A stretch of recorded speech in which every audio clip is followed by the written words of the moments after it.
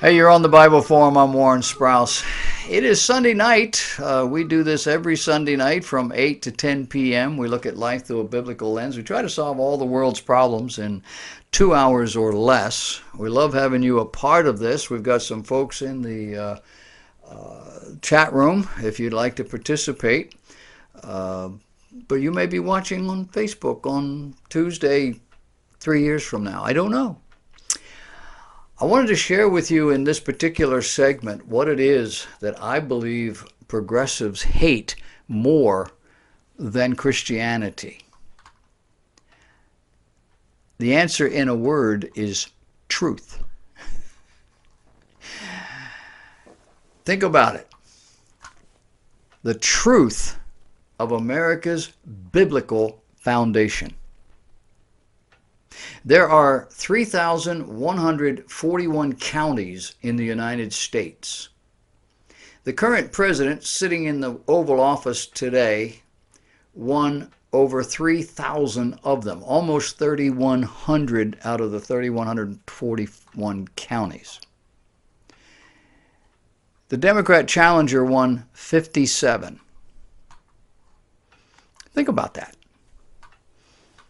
Had it been the reverse, what would you be thinking? Now, in Hillary's defense, there were 62 counties in New York State, of which Trump only won 46. Hillary says she's a New Yorker. Hillary won 16. But in 5 counties that encompassed New York City, the Bronx, Brooklyn, Manhattan, Richmond, Queens, Clinton received well over 2 million more votes than did Trump. Clinton won 4 of these counties. Trump only won one, Richmond. But Clinton did win the national popular vote by approximately 1.5 million votes, including the likelihood of a significant number of fraudulent votes. How did she manage that? Did I mention the 5 counties that encompass New York City? 60% of the population of New York City and Westchester County make up over 5 million people. There are 8.9 million in New York City. There's 1 million in Westchester County. Divided out from the children and the elderly and the non-voters, and then divided by half because, maybe people split that up. That comes out to about 3 million possible Hillary voters, of which she got 80% or 2 million votes. Now, these 5 counties more than accounted for her winning the popular vote of the entire country. The 5 counties comprise 319 square miles. The United States is 3,797,000 square miles. When you have a country that encompasses almost 4 million square miles of territory, it would be ludicrous to even suggest that the vote of those who inhabit a mere 300 square miles should be able to dictate the outcomes of a national election. There were people screaming and hollering, saying, she got the popular vote, we should do this. And it makes you wonder if they ever went to school, at least in 7th and 8th grade. The densely populated Democrat cities of New York City, Chicago, Los Angeles, and so forth do not and should not speak for the rest of the country.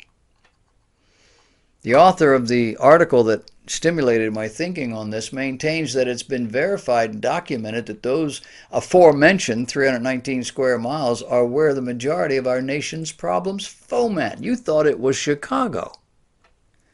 He's talking about white-collar crime. And he's talking about the street crime in the city, not to mention the United Nations and the mosques. And it involves other sorts of problems as well, like political intrigue and greed. We're talking New York City. We're talking about the surrounding metropolitan areas.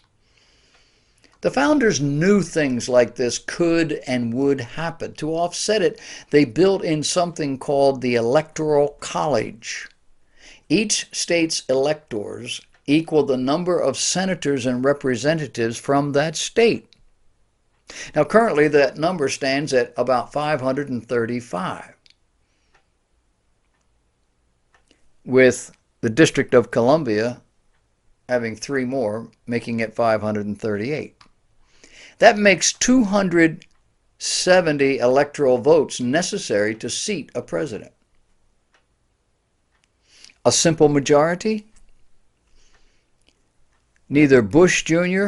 nor Trump received a majority of popular votes.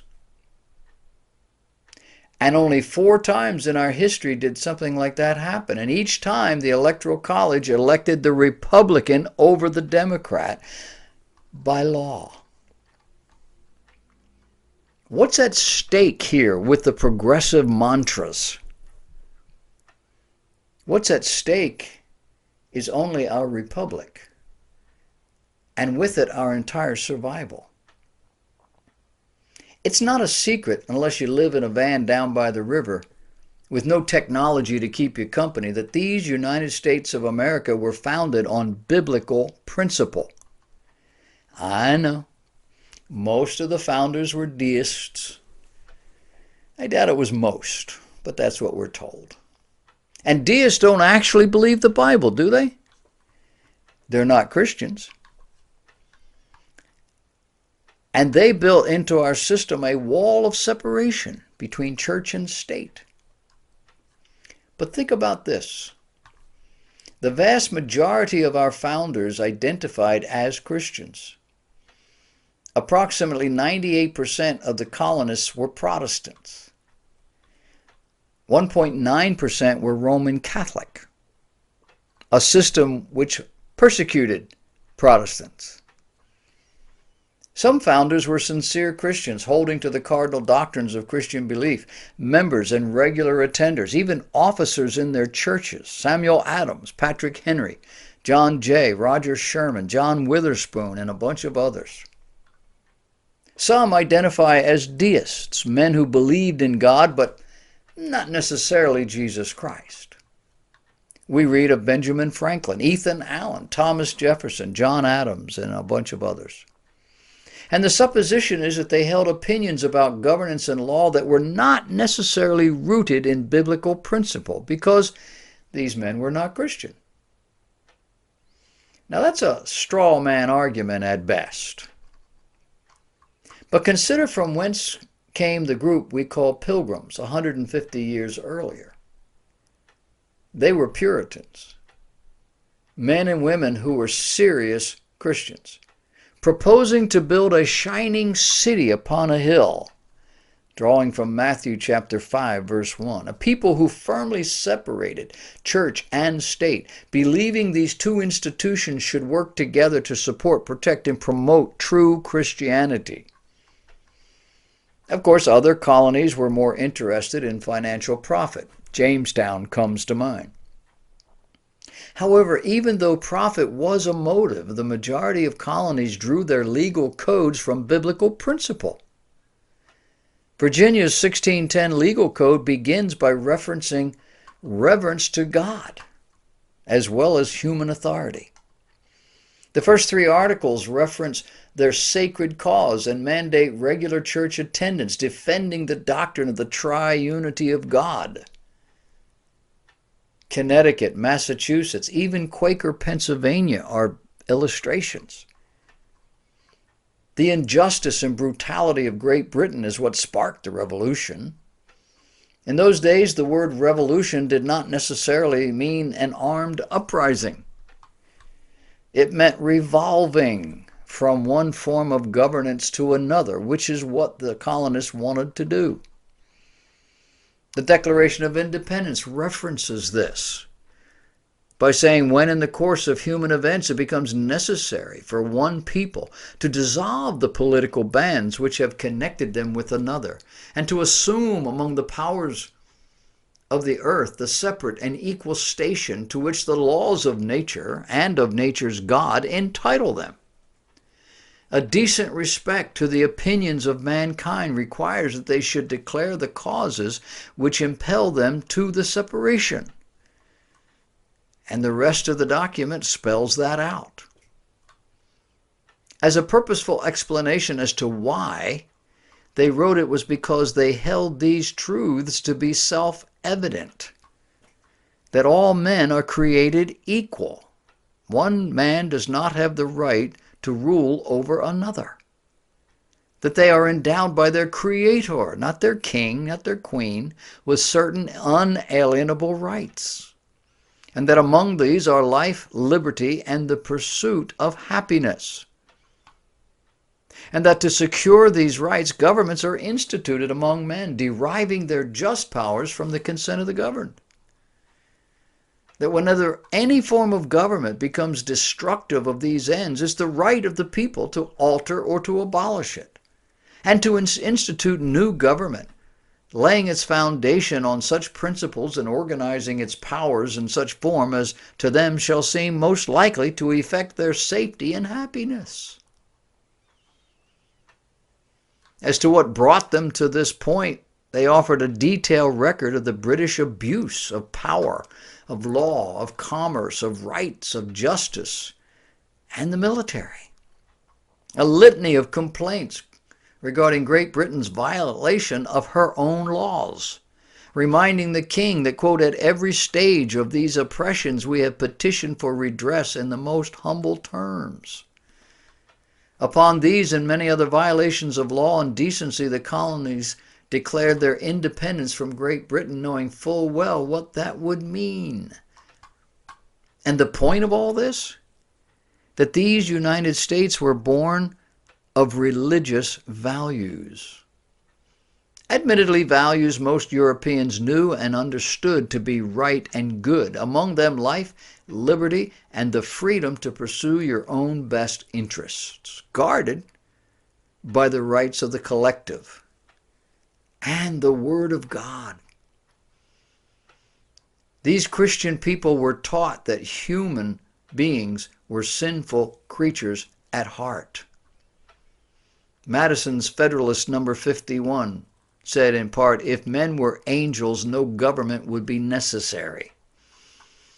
They believed God ordained moral standards which were to influence legislation and moral law, and that moral laws took precedent over human laws. Everybody knows what is basically intrinsically right, or at least they used to. These men believed that human beings were created in the image of God.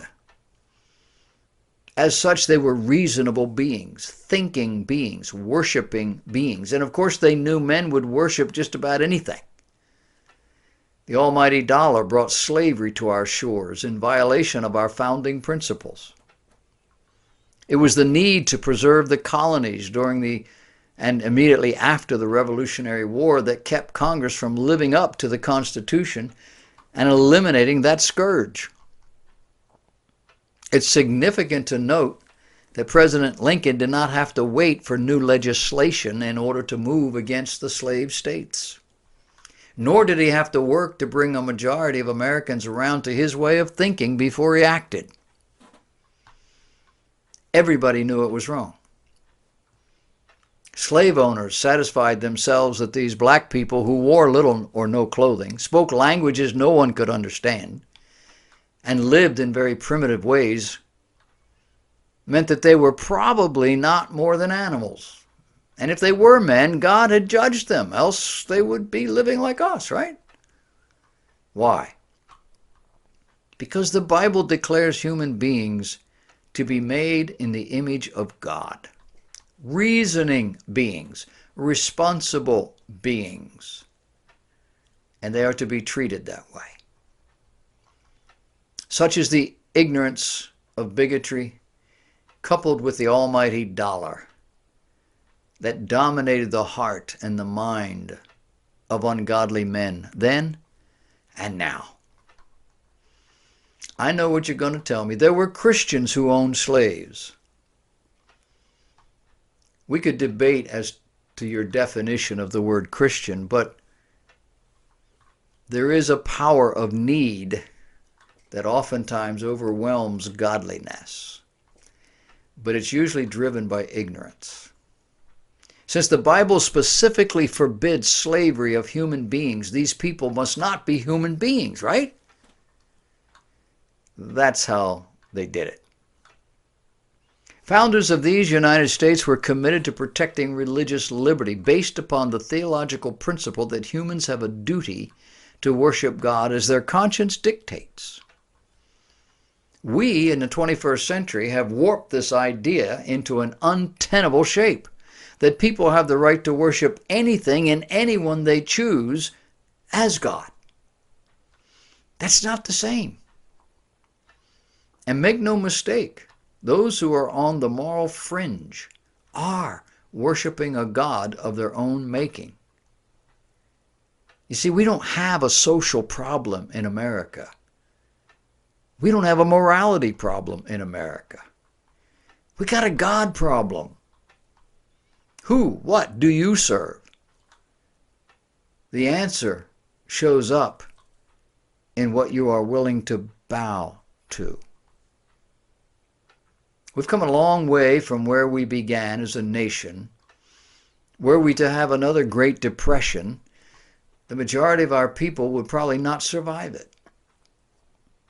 It was the character of our forebears that drove them during the 1930s, and that character is gone. The determination that drove our forebears in the 1940s and 1950s is gone.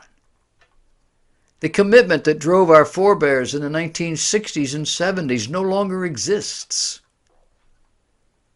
I remember when Eisenhower was elected president. I was 10 years old. I remember where I was when John Kennedy was shot and killed. I was 20 years old, carrying my infant son in my arms. I remember when birth control pills made their debut. They attacked a woman's vascular system, causing varicose veins. But women used them anyway. I remember when abortion was ruled a legitimate medical procedure based on a drawing of what that baby looked like in the first 3 months of gestation. And the drawings were not made from anything objective. It's just what they imagined. They didn't look a whole lot different than any other mammal you might have found. Now we have 3 and 4D X-ray machines that can tell you exactly what that 3-month-old, 2-month-old, 1-month-old baby looks like. And you know what? At 3 months old, it looks strikingly like a human being. But once that moral bridge was crossed, apparently there's nothing to hold us back. Today we are constantly shocked and saddened at how far people go. A man last week confessed to killing his pregnant wife and 2 small children, burying them in a field out where he works, then tearfully asking the public to please help him find his family. Well, they did. And he's in jail. He ain't never getting out. Or is he? One important reason we see so much crime: there are no more real penalties. In my youth, that man would be sitting in an electric chair in about a year, maybe 2. He'd go through all the appeal process first. Now, we don't really want to do that, do we? So we lock them up forever. And it costs us a small fortune. And in the end, when they get too sick or when they just get too old, we'll let them go anyway. Parenting is no longer about penalties that matter, and neither is murder. And we got there one step at a time. And now we have a form of Christianity to fit just about anybody's idea of what Christianity means. Why could we not see all this coming? Well, some of us did.